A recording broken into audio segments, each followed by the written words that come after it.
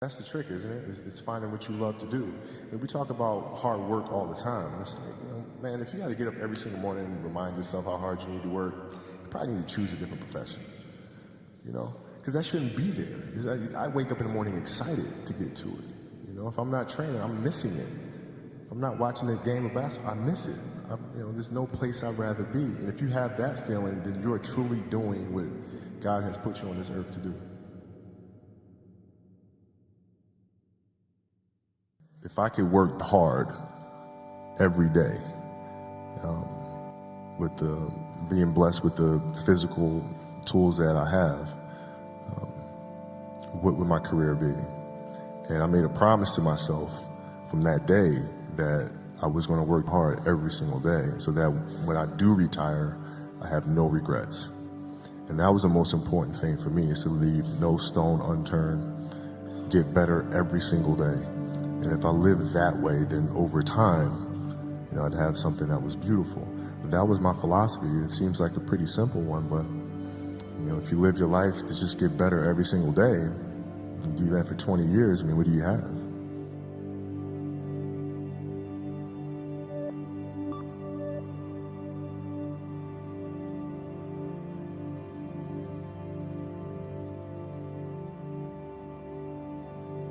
I think the best way to prove your value is to work, is to learn, is to absorb, to be a sponge. Right? But you always want to outwork your potential. As hard as you believe you can work harder than that. And that's what I tried to do when I first came in the league. But basketball is such a direct competition sport that me coming in at 17, I hated when my teammates would say, I get hit with an elbow, right? Shaq would hit me with an elbow in practice. And I always had that extra chip on my shoulder. So every day in practice for me was really trying to annihilate everybody that I was playing against. Because I wanted to prove you don't need to babysit me. I'm fine, And so it's always that competitive nature, the work ethic, and curiosity. Because I asked a lot of questions. Playing with Byron Scott, I asked him a lot of questions. Eddie Jones, who was great at chasing guards off the screens, and I didn't understand how to do that. I would sit with him before practice, after practice. Magic, James Worthy, Kurt Rambis, Kareem Abdul, all the Laker greats. I would always sit down and just ask them questions about certain games that I studied growing up. What actually happened there? What did you feel there? Why? I wanted to be one of the best basketball players to ever play. And anything else that was outside of that lane, I didn't have time for. At what age did that goal become crystal clear? I made that deal with myself at 13 years old. At 13 years old? 13 years old. That's the you deal were I made. crystal clear about it? Crystal clear.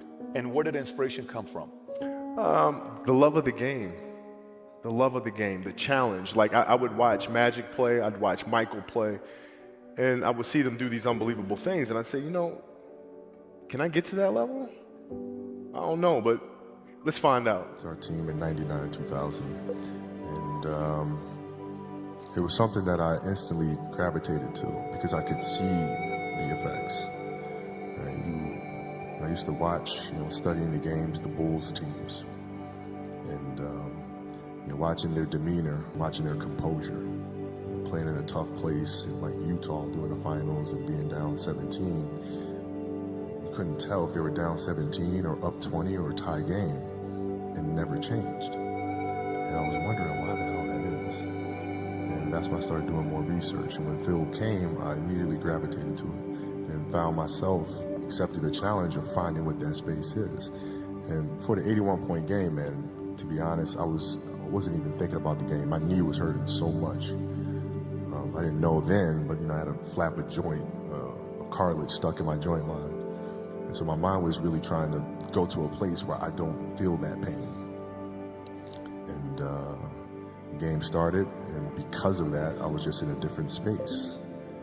I wasn't worried about what was to come. I wasn't worried about what just happened. I was just here.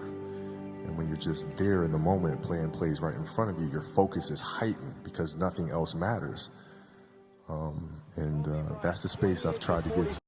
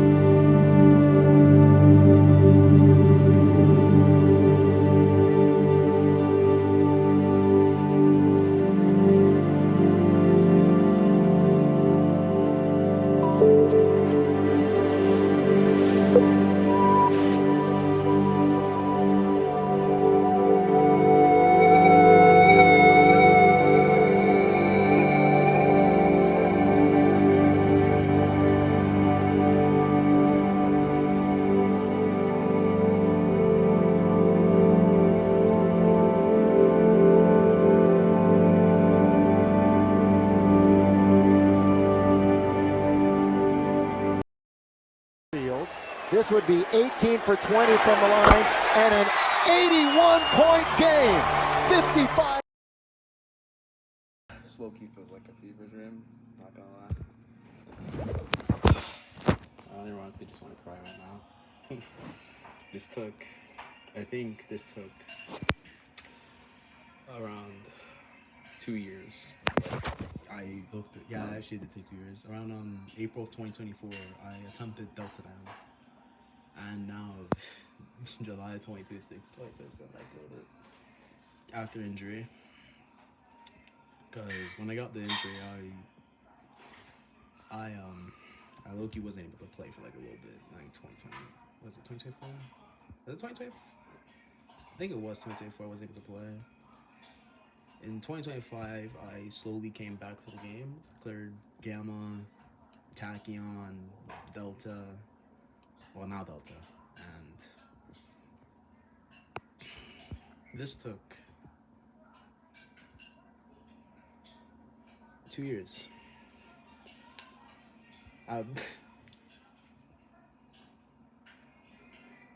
Dude, I was screaming. I was screaming, bro. When I cleared it, I really should have recorded this in my reaction, not gonna lie. I dropped a lot, I didn't actually evenly balance this throughout all of them. I'm very glad I cleared this garbage. This is the worst Dan ever.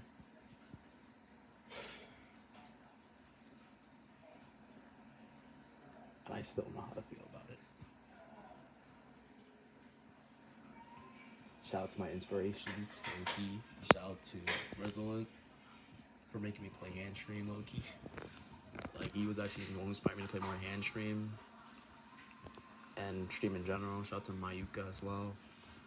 You know, shout out to like a lot of folks, players that inspired me to play this game even more. I didn't want to give up. Shout out to Scytho. Fucking, oh my gosh, bro. Shout out to Silly Fangirl. Shout out to Invadey. Shout out to who else? Shout out to Tony. Shout out to Dan. Shout out to Dan, the other Dan is another Dan, I forgot his name. Shout out to Reflection. Shout out to Nico. Loki. This is stupid though. I just feel like I have way better scores that show my skill. But it's not about the Dan, it's about the damn journey that got me here.